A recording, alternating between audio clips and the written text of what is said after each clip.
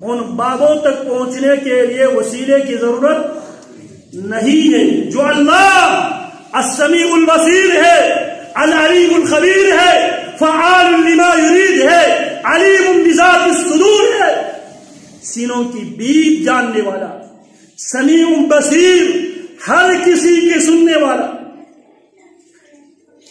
اور اللہ نے بیان کیا تم تو میرے اشرف المخلوقات میں سے ہو. لقد خلقنا الانسان فی احسن تقویم. اللہ فرماتے ہیں جناب سلیمان ابن داؤد علیہ السلام کا گزر ہوا. قالت نملة يا أيها النمل ادخلوا مساكنكم لا يحطمنكم سليمان وجنوده وهم لا يشعرون. ایک چونٹی کا بھی عقیدہ یہ ہے ولی کا بیٹا ولی، ولی کا بیٹا ولی، نبی کا بیٹا نبی. نبی سے بڑھ کر کائنات میں نہ کوئی ولی آئے ہیں نہ آئیں گے. ہمارا ایمان نبی سے بڑھ کر نہ کوئی ولی کائنات میں آئیں گے نہ آئیں گے. تو ولی کا بیٹا ولی داؤد ولی جو تسبیح بیان کیا کرتے تھے. والطیر، پرندے بھی جناب داؤد علیہ السلام کے ساتھ تسبیح بیان کیا کرتے تھے. پہاڑ بھی جناب داؤد علیہ السلام کے ساتھ تسبیح بیان کیا کرتے تھے. اور میرے نبی کا گزر ہوا صحابی رسول ابو موسیٰ اشعری رضی اللہ تعالی عنہ کے گھر سے. پیارے پیغمبر ابو موسیٰ رضی اللہ تعالی عنہ کے جب گھر سے گزرے، ابو موسیٰ رضی اللہ تعالی عنہ رات کی تاریکی میں اپنے رب کو منا رہے تھے قرآن پڑھ پڑھ کر. پیارے پیغمبر وہاں پہ دیر تک کھڑے کھڑے سنتے رہے. صبح ابو موسیٰ اشعری سے ملاقات ہوتی ہے. پیارے پیغمبر کیا فرماتے ہیں ابو موسیٰ سے؟ اوتیت مزمارا من مزامیر آل داؤد. ابو موسیٰ تمہیں آل داؤد کے لہن میں سے ایک لہن دیا گیا ہے. ابو موسیٰ رضی اللہ عنہ فرماتے اللہ کے حبیب یہ بھی اللہ کے ولی ہے.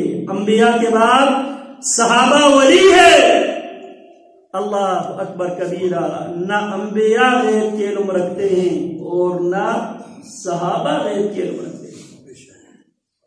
ہم نے ان کے بعد آنے والے ننگے گندے بابوں کے بارے میں یہ عقیدہ بنا بیٹھے ہیں یہ تو سب کچھ جانتے ہیں، پہنچے ہوئے بزرگ ہیں.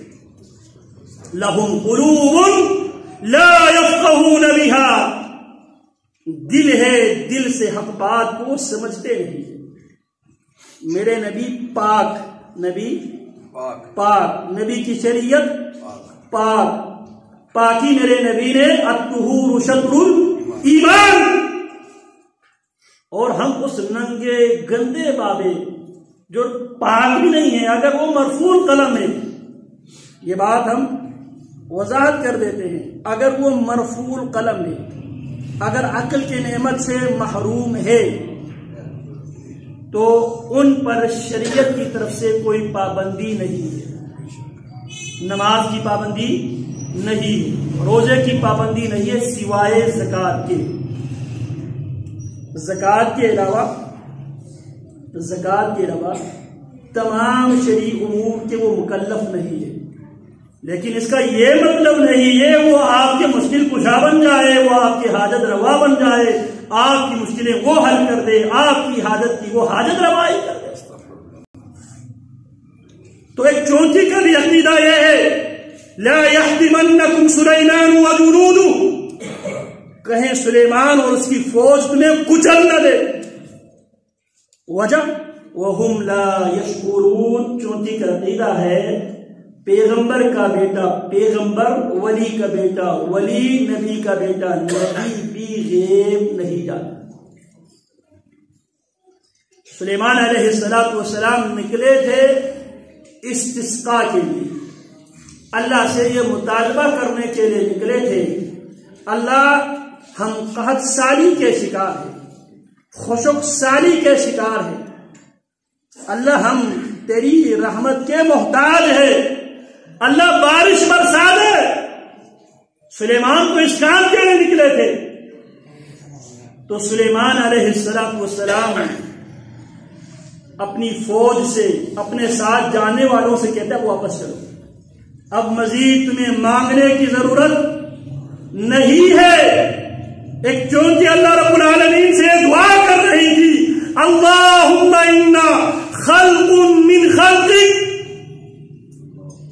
اللہ ہم تیری مخلوقات میں سے ایک ادنا سی حقیر سی چھوٹی سی مخلوق, اللہ دوسروں کے جرم دوسروں کے گناہ کی وجہ سے اللہ نے برباد نہ کر. تو میرا رب چونکیوں کا بھی سنتا ہے جو سب سے چھوٹی مخلوق ہے, لیکن ہم اشرف المخلوقات کا کیا عقیدہ ہے؟ شیطان نے ہمیں کس کام پہ لگا دیا ہے انتہائی خوبصورتی کے ساتھ. جب تک تم اللہ والوں کو قائل نہیں کرتے اس وقت تک اللہ کو قائل نہیں کر سکتے. مثالیں دیتے ہیں, آپ کسی وزیر سے ملنے کے لیے اس کے پی اے کو, اس کے کسی عزیز کو درمیان میں ڈالنا, بابے تک پہنچنے کے لیے واسطے وسیلے کی ضرورت نہیں ہے. لیکن وہ اللہ جو چونکیوں کا بھی سنتا ہے, جو سمیع بصیر ہے, اعلیٰ کل شیء قدیر ہے, اس تک پہنچنے کے لیے آپ کو واسطے وسیلے کی ضرورت ہے. اور مسلمانوں کی بڑی اکثریت آنکھیں بند کر کے ان کی باتوں کو مان لیتے. جو عقل ہے, دل و دماغ ہے, جس کا آغاز بھی اللہ نے بیان کیا, ان الذین کفروا سواء علیہم, کافر اس لیے بنے کیونکہ یہ لوگ دل و دماغ سے سوچنے کی زحمت نہیں کرتے.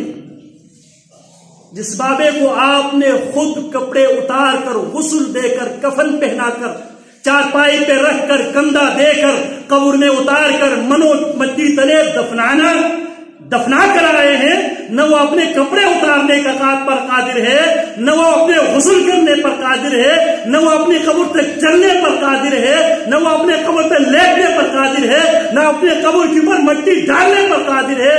قبر میں پہنچانے تک وہ آپ کی محتاج, آپ اس کا مشکل کشا, اور قبر میں پہنچنے کے بعد اس کے ہاتھ میں کون سا الف دین کا چراغ رکھ دیا ہے وہ آپ کی مشکل کشا بن جائے, آپ کا حاجت روا بن جائے, اور آپ عقل کی سوئچ آف کر کے آپ ایک بات ٹھیک ہے,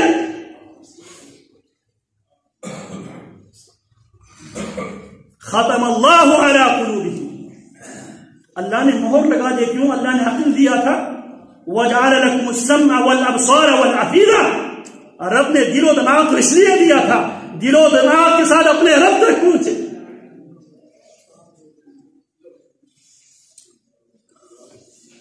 اللہ اکبر کبیرہ. تو یہ جو شبہات کے فتنے ہیں, شبہات کے فتنے, یہ شیاطین زخرف القول غرورا, باتوں کو خوبصورت بنا کر, جی آپ دیکھ لیں ڈپٹی کمشنر سے ملنے کے لیے آپ کو اس کی پی اے کا سہارا لینا پڑتا ہے, اسی طرح اللہ تک پہنچنے کے لیے بھی آپ کو سہارے کی ضرورت ہے. لہذا پہلے ان کو ڈالو, پھر جا کے اللہ آپ کی بات سنے. جبکہ اللہ کون ہے؟ بچہ کہتا ہے بسم اللہ الرحمن الرحیم. اگر ہم دیکھ لیں, ہم بسم اللہ الرحمن الرحیم سے بھی ناشنا, اس اللہ کے نام سے جو بے حد رحم کرنے والا اور نہایت مہربان. ذرا فیصلہ کر لیں, اس صورت میں اللہ رحمان اور رحیم ہو یا بابا رحمان اور رحیم؟ اللہ پر تو آپ کی حالت پہ ترس نہیں آیا, بابا نے کہا تب ترس آیا, تو مطلب کیا ہوا؟ اللہ سے زیادہ نعوذ باللہ نقل کفر نہ باشد. کفر کو نقل کرنا کفر نہیں ہوتا. ہم زبان حال سے کیا کہہ رہے ہیں؟ زبان سے کہتے ہیں اللہ تو رحمان اور رحیم ہے, اور عملاً ہم اللہ کو رحمان اور رحیم ماننے کے لیے تیار نہیں. اگر اللہ رحمان ہوتے تو بابے کو بھی میں ڈالنے کی کیا ضرورت تھی؟ بابا کہے تب اللہ کہے گا. تو کیا ہوا؟ آپ کی حالت میں پہلے بابے کو ترس آیا، رحم آیا، تب جا کے اللہ کو ترس اور رحم آیا۔ نعوذ باللہ من ذالک۔ تو یہ ایمانیات کا معاملہ ہے۔ تو جب جب بھی فتنے آئے ہیں دین میں، خواہ وہ بدعات و خرافات کے فتنے ہو یا قائد و نظریات فکر و عمل کا فتنہ ہو، وہ ہمیشہ خوشنما خوبصورت ٹائٹل کے ساتھ آیا ہے، اور شیطان کا طریقہ واردات اللہ نے یہی بیان کیا۔